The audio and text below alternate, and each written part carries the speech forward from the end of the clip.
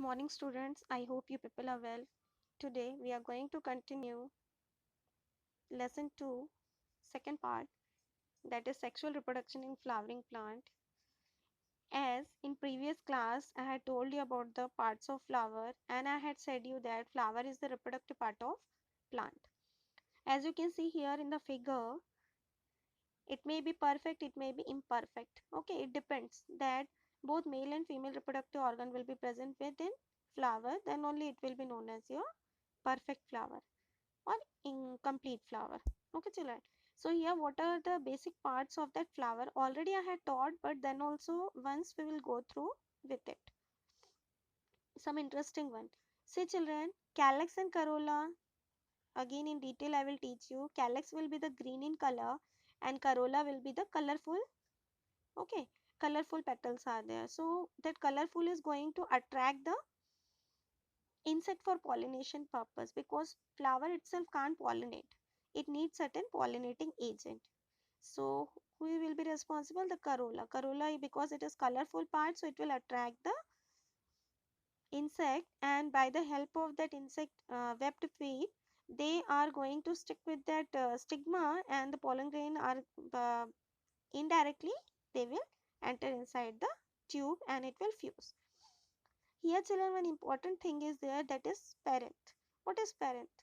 Parent is generally present in Liliaceae family. Liliaceae family means the onion, lily. In that case, what happens children? Calyx and corolla is not separately present. They are fused together and that's why it is known as your parent. Okay children.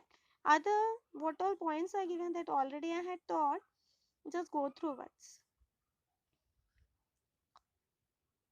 Now we will see children floral parts. As I said that day also, that non-essential part and essential part, or you can say that accessory whorl and non-accessory whorl we can say.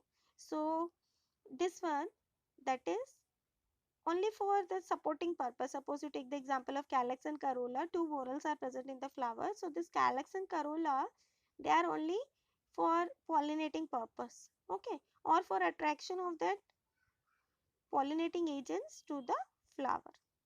Then essential part or the reproductive part is androecium and gynoecium. So it consists of stamen, that is complete. Your particular stamen is there. So that stamen consists of one lobe structure and one filament will be there. And gynoecium, it is divided into three, that is stigma, style and ovary. That we will see children further. Now we will see the calyx. Calyx generally it is green in color. As it is green in color, so definitely petals are absent here, but it will attract the insect. Who? Corolla is going to attract the insect. Calyx is not going to attract any insect, but it is a supporting agent. Size may be vary. Some are having bigger in size, some may be smaller in size. This is one example of, I think so, dhatu, that hibiscus is given here. Okay, polypetalus is given. Then see children, corolla. When we talk about the corolla, as I said, it is the colorful part, so definitely it will be responsible to attract the insect, and it also present into two types. Either it will be united together, it will be free from each other. So the united one is known as your gamopetalous and the free one is known as your polypetalous. That same thing will be there also. Gamosepalous and polysepalous. Okay children. Function already I had told. Then see children, here two things is there. One is your bracts, another one is your nectary. If you remember, I had told you about the bract. Bract are beyond the calyx, one essential green color part is present, that is known as your bract. So this bract is just like leaf only, but it will be smaller in size or it may be bigger in size. Okay, it may be brighter in color. Okay, so any type it may be, because for protection purpose they are present. And nectary means it consists of sugary like substance which will be responsible to attract the insect. And why an insect will come to the flower? They also need certain thing from the flower. So what they will need? They need certain juicy things. That is, you have seen the honeybee. Why honeybee used to come to the flower? To suck the nectar. Then only they are preparing the honey. So that nectary flowers are going to be utilized by that type of insect.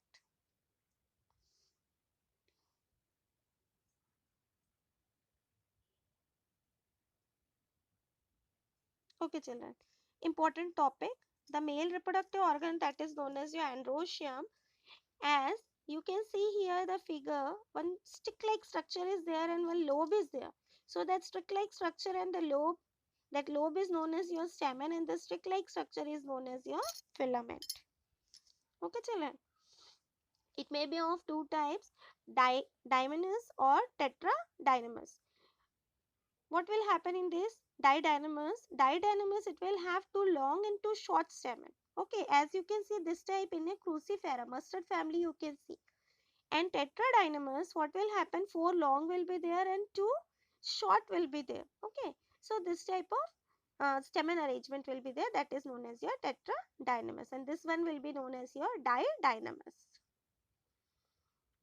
Then children, form of cohesion of stamen. Okay, different types are given here of that stamen only. Adeliphyus. Okay.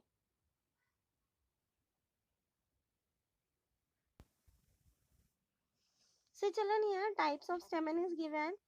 Monoadelipus, here what will happen? They will be fused with each other but their number will be multiple in number. Diadelipus, what will happen? They will combine together and two stamen will be at present. Then polyadelipus, they are multiple in number. Cynandrous, this you will found in that white color flower, that wildflower is there na, calotropis, there you will found. Then cynandrous, they will be overlap with each other, we can't separate it. Okay, some examples are given as you can see. For cynandrous, you can take the example of pumpkin. Then cincinus, you can take the example of sunflower. Okay, and for adipilus, that is mono, di. Okay, poly, for the different examples are given, china rose, pea, citrus fruit, etc. Now this is the important topic, what we have to learn. This is a typical structure of your anther. As you can see here, we had done the anatomy of that anther. Okay, that is TS we had cutted, and it will look like butterfly like structure, and this butterfly like structure at the center it will consist of your vascular strand, which consists of multiple numbers of connective tissue, and at the middle you will found certain type of cells will be there. Then tapetum is there. That tapetum plays very important role, children, because it provides nourishment to the anther. What all pollen grains are developed? That pollen grains are developed by the help of your tapetum only, because it will provide the nourishment, it will provide the food, then only they are capable to grow. Next thing, it will protect from external whatever the disease or any type of abnormalities will be there, from that also it will protect. Okay, children. And it consists of your pollen kit. What it will be? Consist of your pollen kit, which will be oily in deposition. See children, after this pollen grain, butterfly like structure, the stromium, it will burst and it will crack. After cracking, what will happen? So many multiple numbers of mature pollen grain will be burst. Androecium, it is the male reproductive organ of the plant. As children, you people are knowing, it is another name is your microsporophyll. Okay, it is made up of three parts: filament, connective, and anther.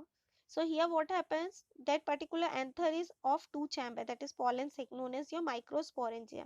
As I had shown you the figure of that butterfly like structure of androecium, that is also known as your tetrasporogenate.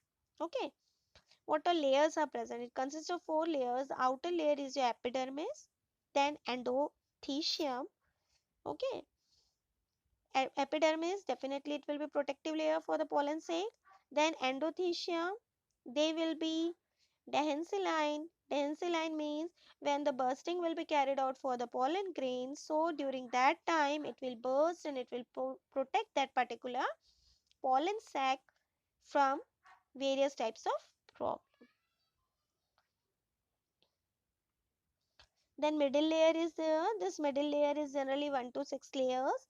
Okay, children, and it is made up of parenchymatous cells. Okay, and by that only we will come to know that there is a continuity of the life from the germination of the pollen grain. See children, the figure, this is figure number A, that is the structure of anther, a stamen showing the filament, connective and anther loop. As you can see, the bottom portion is your filament, upper portion is your anther, and in between the connective tissues are present. Okay, you have seen when you talk about the dhatura, or when you talk about that particular hibiscus in class 10th also, you had done the practical, that is dissection of the flower. That time you had seen nicely that pollen grains had been visible, that is pollen grain is also visible, and that bilobe structure is also visible. Okay children, see here the figure.